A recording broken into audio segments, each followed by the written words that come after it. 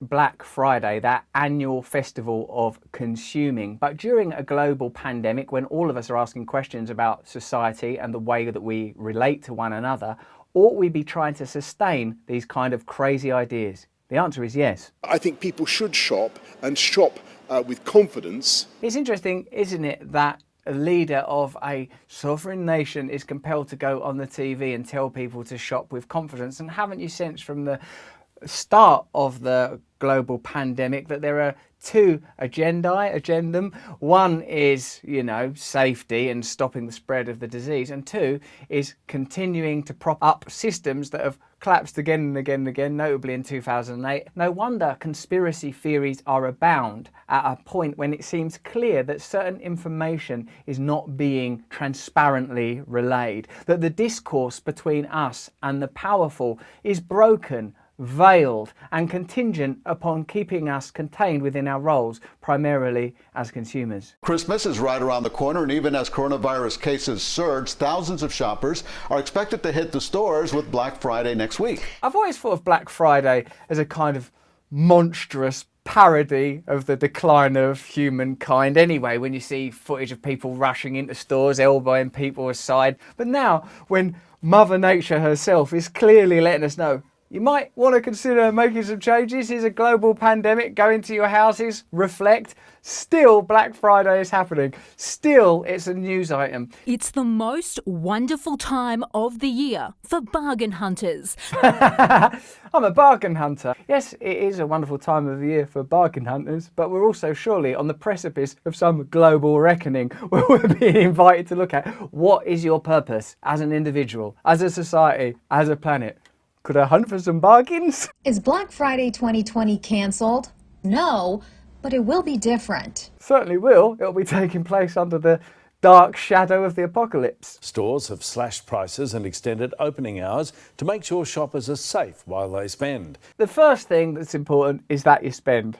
Then a little way down here is that you're safe while you spend. This is really going to sort of accelerate that Christmas shopping that we've all been looking forward to. It's almost on par now with Boxing Day. I mean, I'm English and I'm still not certain what Boxing Day is or what we're supposed to be doing on Boxing Day. And of course, these festivals of retail take place neatly in alignment with other more nationally or internationally sanctioned holidays to, of course, harness that feeling of goodwill. On a personal level, sometimes if I'm happy, like even with something really innocent like my children, I think, oh God, they're so beautiful, I love them.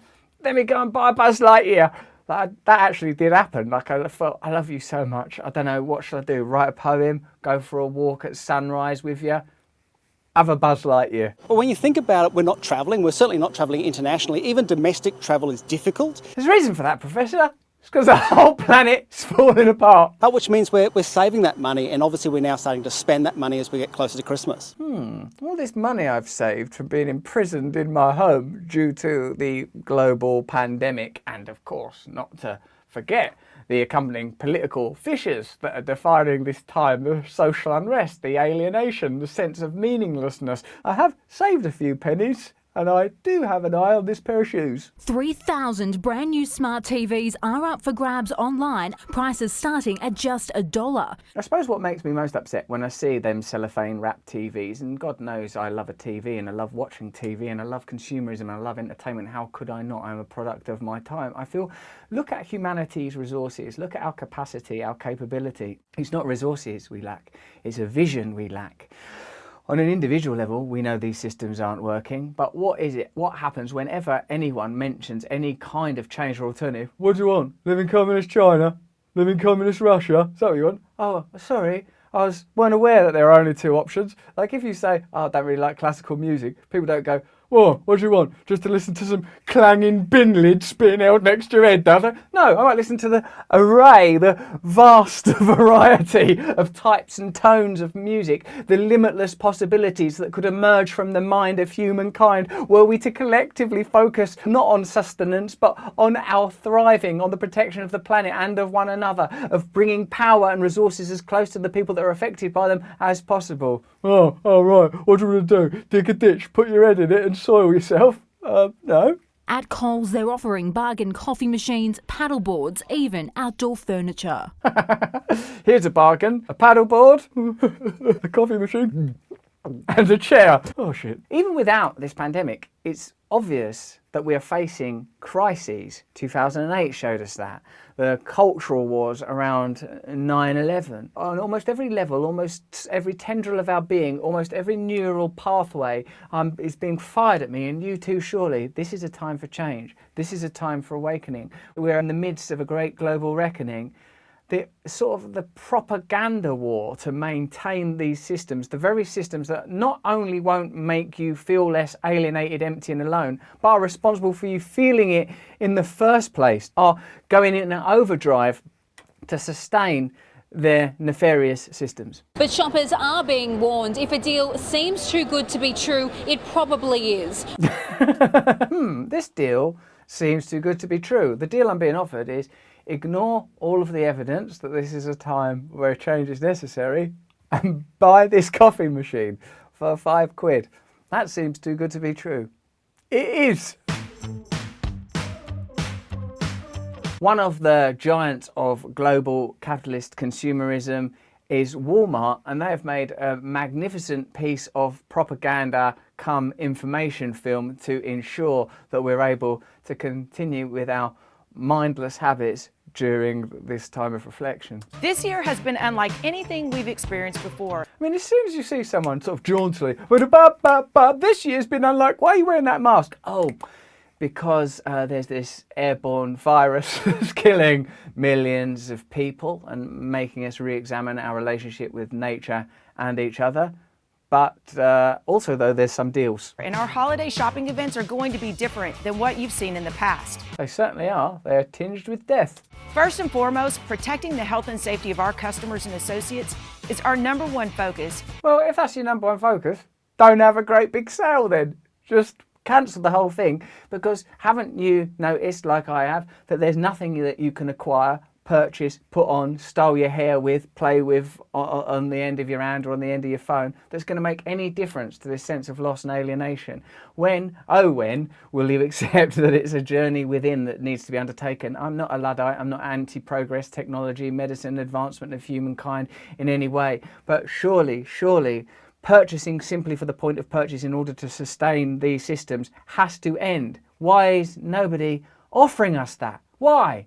Why? We will continue to have our safety measures in place, including mask requirements for our associates and customers. They're really trying to convey that these people are smiling underneath these masks. Hey, I couldn't be happier. Enhanced cleaning, including sanitizing our carts after customer use. Nothing to see here. It's just a man hosing down a trolley with bleach. Come on into Walmart. Plastic barriers at our checkout registers and social distancing decals on our floors. If the sustenance of a system requires such lunatic infrastructure, it is the system itself that needs to be modified. You can see now, can't you, plainly and clearly, that at the apex of this ideology is sustain this system at all costs, at any cost. Oh, it's destroying the planet. Shut up!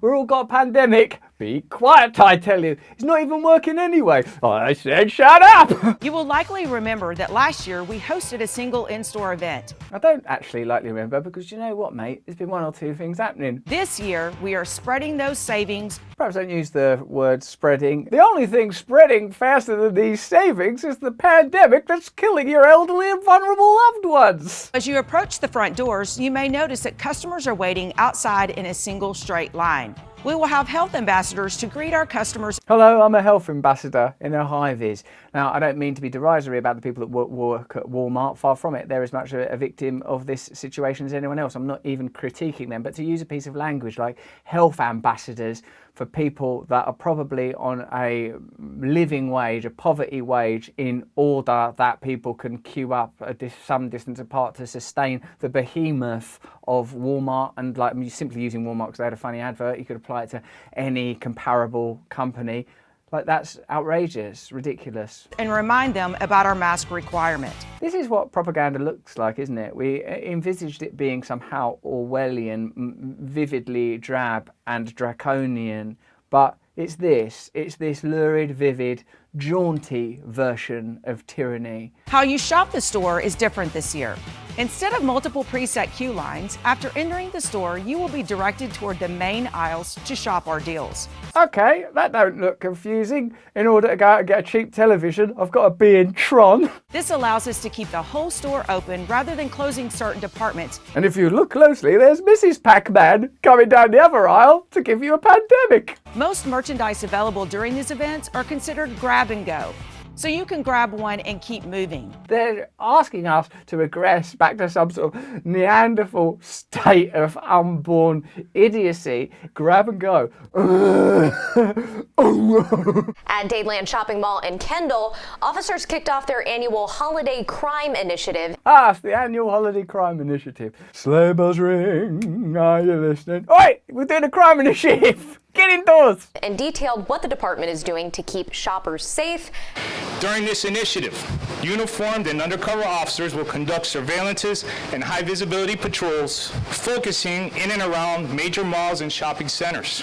Of course, the reason that we're being told that there are high visibility patrols in order that consumerism can carry on unaided is because they recognise that these sales and these retail festivals are taking place during a time of perhaps unprecedented economic decline. That while we're being encouraged to go out and buy stuff under the watchful eye of armed police, in the UK, 750,000 jobs have been lost, outstripping the damage done by the 2008 financial crisis. Unemployment is the highest in 4 years. If you're American, the number of job losses soared to more than 40 million since the start of the pandemic, increasing by more than 2 million each week. Of course, the fallout has hit lower income Americans the hardest, with 46% saying they have trouble paying their bills and 32% saying it's been hard for them to make rent or mortgage payments, turning to borrowing money and food banks. Of course, we're supporting Marcus Rashford and his incredible efforts, and specifically the One Can Trust, who are local to where I live, and we urge all of you to help and indeed use those facilities if you can. But what this obviously makes clear is that on one level, it is recognised that we've been invited to participate in these festivals of indulgence when it's understood that a vast swathe of the population are no longer able to participate in it. This, I think, for me, this Black Friday symbol presents a perfect opportunity to understand why humanity is in this situation in the first place. We are ignorant to the fact that our structures and systems are failing us, that we need to make enormous change. Don't you remember way back at the beginning of the pandemic, there was a kind of sense of unity and togetherness and mutual reflection and a kind of folksy willingness to re-examine the way that we live? Well, that's over. The bifurcations that preceded it have re-emerged, whether that's in American or British politics or wherever you happen to live in the world. And what is being enforced globally is the mandated religion of consumerism. Let the coronavirus pandemic and the upcoming holiday seasons